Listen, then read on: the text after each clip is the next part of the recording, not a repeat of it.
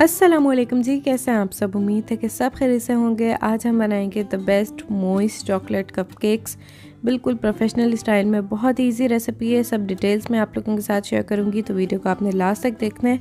जल्दी से recipe start करते हैं।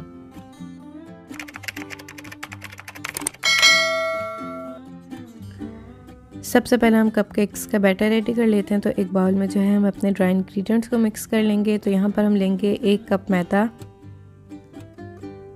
1 कप पिसी हुई चीनी यानी कि पाउडर शुगर, 1 चाय का चम्मच बेकिंग पाउडर, बेकिंग सोडा नहीं बेकिंग पाउडर, 1 चुटकी, बिल्कुल 1 छोटी चुटकी नमक, and last 3/8 cup cocoa powder. अब ये 3/8 कप क्या है, क्योंकि जो मेजरिंग कप्स आते हैं उसमें सिर्फ 1 cup, half cup, 1/3 cup and 1/4 cup होता है।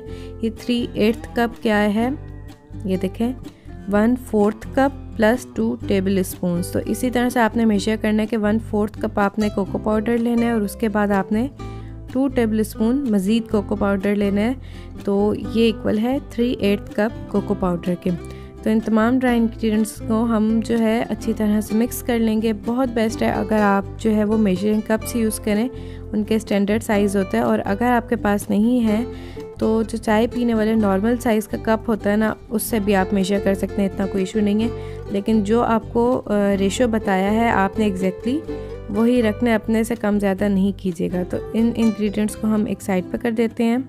लिक्विड इंग्रेडिएंट्स में हमें सबसे पहले बटर मिल्क चाहिए, जो कि रेडीमेड भी मिलता है, लेकिन बहुत सारे लोगों को नहीं पता कि कहाँ से मिलेगा, ये क्या होता है। तो इसे हम घर पे बना लेंगे। आधा कप मैंने दूध लिया है जो कि रूम टेम्परेचर पर है। और अभी आप इसकी कंडीशन देखें, बिल्कुल ये जो है प्लेन है। इसमें हम 2 टेबल स्पून सिरका डालेंगे। दूध जो है वो गर्म नहीं था, रूम टेम्परेचर पर था। और इसे बस आपने आहिस्ता आहिस्ता चम्मच हिलानी है।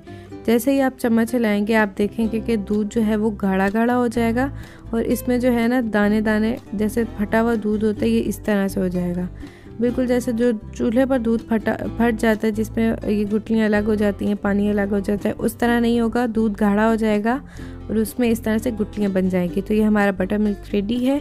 अब हम लिक्विड इंग्रेडिएंट्स को जो है एक बाउल में मिक्स कर लेते हैं। तो सबसे पहले मैंने लिया है 1 अदद लार्ज साइज़ का अंडा, जो कि रूम टेम्परेचर पर होना चाहिए क्योंकि इसे हम बेकिंग के लिए यूज़ कर रहे हैं। आधा कप हम लेंगे कुकिंग ऑयल, 1 चाय का चम्मच वनीला एसेंस, 1 चाय का चम्मच ले लें या फिर आधी चाय का चम्मच, और ये हमारा आधा कप होममेड बटर मिल्क। ये आ गए हमारे लिक्विड इंग्रेडिएंट्स। इन्हें जो है हम अच्छी तरह से मिक्स कर लेंगे। जब लिक्विड इंग्रेडिएंट्स अच्छी तरह से मिक्स हो जाएं तो इसमें हम अपने ये ड्राई इंग्रेडिएंट्स ऐड कर देंगे और इन्हें भी जो है अच्छी तरह से हम मिक्स कर लेंगे कि एक भी जगह जो है वो ड्राई इंग्रेडिएंट ना बचे। इसमें जो है बीटर का यूज़ नहीं किया, आपने भी बीटर का यूज़ नहीं करना। सारा काम जो है वो विस्क की मदद से होगा। जब ड्राई इंग्रेडिएंट्स भी अच्छी तरह से मिक्स हो जाएं तो इसमें हम आधा कप नीम गर्म पानी ऐड करेंगे। अब आप लोगों में से बहुत सारे लोग सोच रहे होंगे कि पानी जो है हम वो लिक्विड इंग्रेडिएंट के साथ भी ऐड कर सकते थे, लेकिन तब नहीं करना। जब इसमें ड्राई इंग्रेडिएंट जो है वो मिक्स हो जाएं उसके बाद ही आपने इसमें पानी ऐड करना है। और इसे भी जो है मैंने अच्छी तरह से मिक्स कर लिया है। तो ये हमारा बैटर रेडी है। अब इन्हें हम सांचों में पोर कर लेते हैं। ट्रे में जो है मैंने ऑलरेडी बटर पेपर लाइन कर लिए हैं। अब इसमें जो है मैं आइसक्रीम स्कूप की मदद से बैटर पोर कर रही हूँ। आप लोग किसी भी चीज़ की मदद से कर लें जो आपके लिए इजी हो। सिर्फ एक बात का ध्यान रखना है कि आपने इसे एक्स्ट्रा ऑर्डिनरी फिल नहीं करना। 3/4 कप आपने इन्हें फिल करना है, 1/4 कप आपने ऊपर टॉप से खाली रहने देना है क्योंकि ये राइस भी होंगे। तो मैंने जो है ये सब कपकेक जो हैं फिल कर लिए हैं। अब इन्हें हम बेक कर लेंगे। मैं इन्हें विदाउट ओवन पतीले में बेक करूँगी। अगर आपके पास ओवन है तो आप लोग ओवन में इसे बेक कर लें। पतीले और ओवन की सेम टाइमिंग है। पतीले को आपने 5 मिनट प्री हीट कर लेना है और ओवन का जो है वो आपने 5 से 10 मिनट 148 डिग्री सेंटीग्रेड पर प्री हीट कर लेना है। और दोनों को जो है बेकिंग में 25 से 30 मिनट लगेंगे, ठीक है। और पतीले की फ्लेम बस वही है कि आपने हार्डली बस जो इसके बॉटम को टच कर रही हो। तो एग्जैक्टली 26 मिनट में जो है ये हमारे कपकेक्स बेक हो चुके हैं। और इसमें जो है वैसे तो नज़र ही आ रहा है कि बेक हो चुके हैं, लेकिन पिन इंसर्ट करके देखें तो बिल्कुल क्लीन है। हमारे कपकेक्स रेडी हैं, इन्हें हम निकाल लेंगे। इन कपकेक्स को जो है हमने निकाल लिया है, और इसके अलावा जो हमारे पास मज़ीद 3 कपकेक्स के लिए बैटर बच गया था उसे मैंने बेक करने के लिए रख दिया है। मतलब इस मटेरियल में जो है हमारे पास 17 कपकेक्स रेडी होंगे इस साइज़ के। तो इन्हें जो है हम निकाल कर रूम टेम्परेचर पर ठंडा होने के लिए छोड़ देंगे, जब तक इसकी हम ऊपर की डेकोरेशन और फ्रोस्टिंग रेडी कर लेते हैं। डेकोरेशन और फ्रोस्टिंग के लिए मैं यूज़ करूँगी कुकिंग चॉकलेट, जिसे हम कंपाउंड चॉकलेट भी बोलते हैं। जो रेगुलर चॉकलेट होती है, डेयरी मिल्क, किटकैट वगैरह, वो आप यूज़ नहीं कर सकते। कंपाउंड चॉकलेट, कुकिंग चॉकलेट जो है वो अलग होती है, वो रूम टेम्परेचर पर बिल्कुल मेल्ट नहीं होती, सॉफ्ट हो जाती है थोड़ी, लेकिन बिल्कुल मेल्ट नहीं होती। ठीक है, तो इससे ही हम अपनी डेकोरेशन बनाते हैं कुछ भी जो केक्स की हो। तो जो कप केक के ऊपर मैंने लीव्स लगाए हुए हैं वो मैंने इस चॉकलेट से हम बना लेंगे।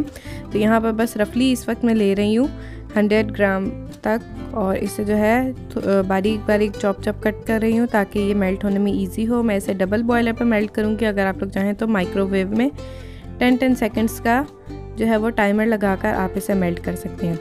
अच्छा, मैंने जो है इन्हें बारीक बारीक बिल्कुल चॉप कट कर लिया है। अब इसे मैंने बाउल में डाल दिया है। जिस बाउल में मैंने डाला है उस बाउल में बिल्कुल भी नमी या पानी का एक कतरा भी नहीं होना चाहिए, वरना चॉकलेट जो है वो सही मेल्ट नहीं होगी, चॉकलेट फट जाएगी, अपना जो सारा टेक्सचर है वो खो देगी।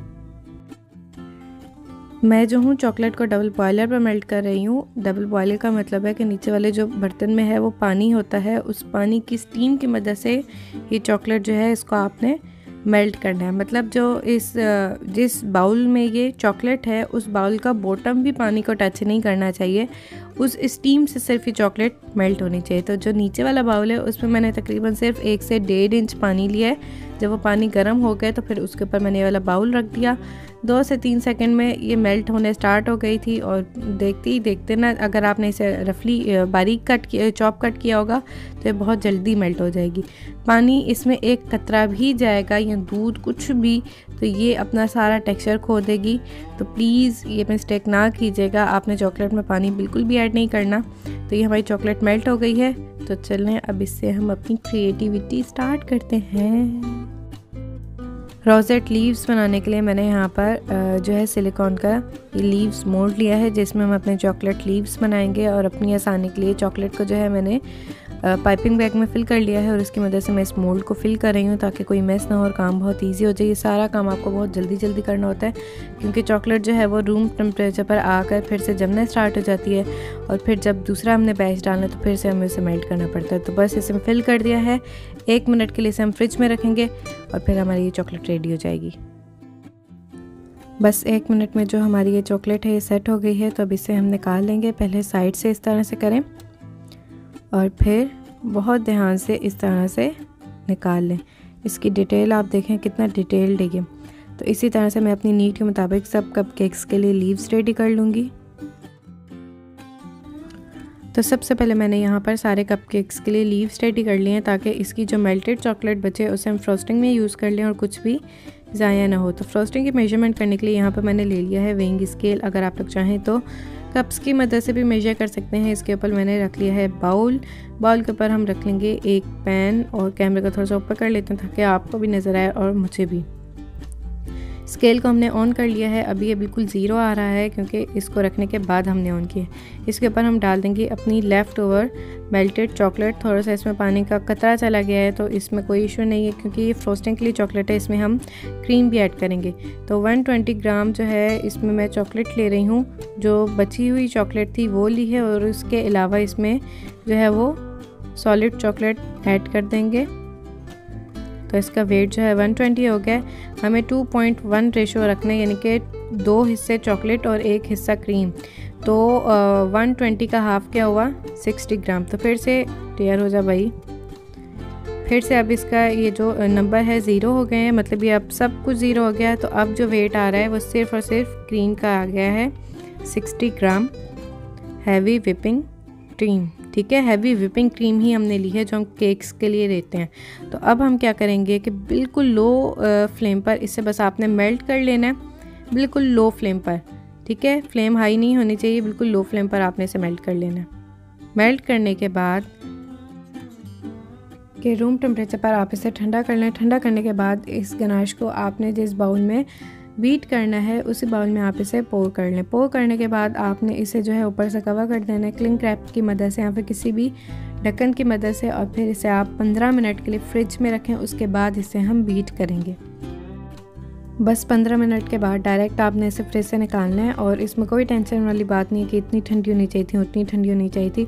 बस आपने इसे डायरेक्ट जो है फुल स्पीड पर बीट करना स्टार्ट कर देना है। जैसे जैसे आप इसे बीट करेंगे इसका कलर जो है लाइट होता जाएगा।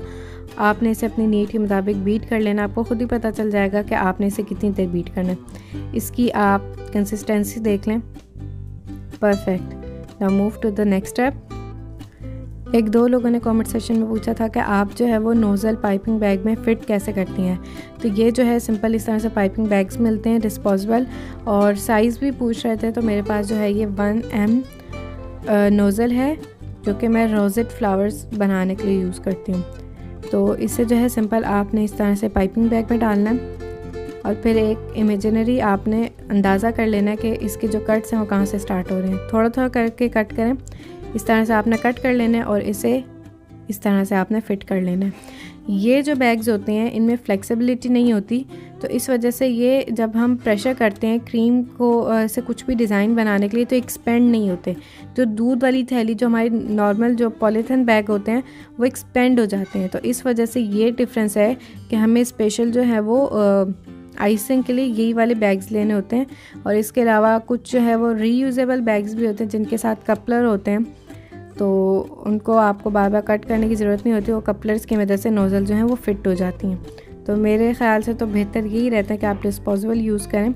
इसमें जो है बस सिंपल इस तरह से नोज़ल फिट करने के बाद आपने जो है अपनी फ्रॉस्टिंग वो डाल देनी है, और ये हमारा जो है वो पाइपिंग बैग रेडी है। एक कपकेक को मैं आपको पाइप करके दिखाती हूँ। सिंपल क्या करना है कि निप को आपने सेंटर में खड़े रखते हुए ऊपर को उठाते हुए इसके ऊपर से घुमाकर फिर इसके साइड से आपने दूसरा राउंड देना है, और लास्ट में आपने प्रेशर को रिलीज़ कर देना है। इस तरह से देखें कितना खूबसूरत बना है। एक और फिर से देख लें। सेंटर में निप को रखना है, उठाते हुए इसी के ऊपर से घुमाकर फिर इसके साइड पे लाकर आपने प्रेशर को छोड़ देना है। इसी तरह से मैं सारे कपकेक्स को जो है वो पाइप कर लूँगी। बाकी की डेकोरेशन अगर आपने ऑर्डर डिलीवर करना है तो आप जो है इन्हें बॉक्स में रख कर ही कंटिन्यू कर सकते हैं। अब सिंपल क्या हम करेंगे कि जो लीव्स हमने बनाए थे वो 2-2 लीव्स जहाँ से हमने रोजेट का एंड किया था वहाँ पर मैं सेट कर रही हूँ। इस तरह से देखें, 1 और ये 2, तो बहुत ही प्यारी सी इनकी लुक आ गई है। बहुत से लोगों ने मेरी डॉल केक वाली वीडियोस के नीचे पूछा होता है कि आप जो केक के ऊपर स्प्रे करते हो क्या होता है। तो ये स्प्रे डस्ट है जिसकी वजह से केक के ऊपर एक बहुत ही प्यारी सी शाइन आ जाती है। ये जो डस्ट है ये अलग है। ये जो स्प्रे डस्ट है इससे हम सिर्फ स्प्रे कर सकते हैं कि मैंने 1780 का लिया था जिसमें 1000 ग्राम होते हैं। इसकी वजह से केक के ऊपर एक बहुत ही प्यारी सी शाइन आ जाती है। जबकि ये वाली जो डस्ट है इसे हम ऑयल के अंदर डिज़ोल्व करके किसी भी कस्टमाइज वर्क के लिए यूज़ करते हैं। तो इसके लिए मैंने सिर्फ 1 ड्रॉप ऑयल लिया है। ये वाली डस्ट मैंने 650 की 5 ग्राम ली थी, ठीक है, यानी कि उसकी हाफ़ है और थोड़ा सा शेड में भी डिफरेंस है। तो 1 ड्रॉप ऑयल में मैं ये थोड़ी सी डस्ट ऐड कर रही हूँ। आप अपनी नीड के मुताबिक थोड़ी थोड़ी करके डिज़ोल्व करें, बहुत सारी एक साथ ना करें, ठीक है। इसे हम मिक्स कर लेंगे और सिंपल इस ब्रश की मदद से जो है ना लीव्स के किनारों के ऊपर मैं थोड़ा थोड़ा इससे अप्लाई करूँगी तो बहुत ही खूबसूरत रॉयल से इसकी लुक आ जाएगी। अच्छा, ये जो दोनों डस्ट है ना ये ईटेबल है, यानी कि आप इन्हें खा सकते हैं। करीब से आप देखें कि सिर्फ 1 स्ट्रोक लगती है इसकी लुक जो है कम्प्लीटली चेंज हो गई, एकदम ये रॉयल लग रहे हैं। तो उम्मीद है कि आप लोगों की recipe A to Z complete बहुत अच्छी तरह से समझ आ गई है। फिर भी अगर आप लोगों को कुछ समझ नहीं आए तो आप लोग कमेंट सेशन में पूछ लें। कमेंट सेशन में अगर आप लोगों को रिप्लाई नहीं मिल पाता तो डायरेक्ट इंस्टाग्राम पेज पर जो है वो कांटेक्ट करें। और अगर आप इंस्टाग्राम यूज़र नहीं हैं तो आप लोगों के लिए फ़ेसबुक भी है, लिंक जो है डिस्क्रिप्शन बॉक्स में है, या फिर आप सर्च करें किचन विद शम्मा अब्दुल रहमान तो आपको मेरे पेजेस मिल जाएंगे। अल्हम्दुलिल्लाह जी, हमारे बहुत ही ज़बरदस्त कपकेक्स रेडी हैं। तो जाते जाते मैंने सोचा क्यों ना आप लोगों को एक टेस्ट करके दिखाया जाए और एक लाइफ हैक या फिर राइट वे आप बोल दें वो आप लोगों के साथ शेयर किया जाए कि आपने इस तरह से पूरे कपकेक के बॉक्स को खोलना है और इस अंदर वाली ट्रे को भी आपने इस तरह से खोल लेना है और फिर आपने ये कपकेक्स उठाने हैं। मैंने देखा कि मैं जिन्हें ये कपकेक्स डिलीवर करते हैं उनसे शायद सही तरह से निकाले नहीं जाते। तो राइट वे जो है वो ये है कि आपने पूरे बॉक्स को खोलने के बाद जो अंदर वाली स्टैंड है, ये स्टैंड यानी कि कार्डबोर्ड का ही बना होता है, तो उसे भी आपने खोलना है और फिर आप बहुत ईजीली अपने कपकेक्स को उठा सकते हैं विदाउट एनी मेस। तो माशाल्लाह देखें अंदर तक ये बहुत ही सॉफ्ट, मॉइस्ट, फजी और इसका बहुत ही अच्छा फ्लेवर था। तो ज़रूर ट्राई कीजिएगा। और अगर आप मेरे हाथ के बने हुए खाना चाहते हैं तो मुझे इंस्टाग्राम पेज पर जो है ऑर्डर आप दे सकते हैं। वीडियो पसंद आई है तो लाइक और सब्सक्राइब ज़रूर करें। मिलेंगे इंशाल्लाह नेक्स्ट वीडियो में, तब तक के लिए अल्लाह हाफिज़।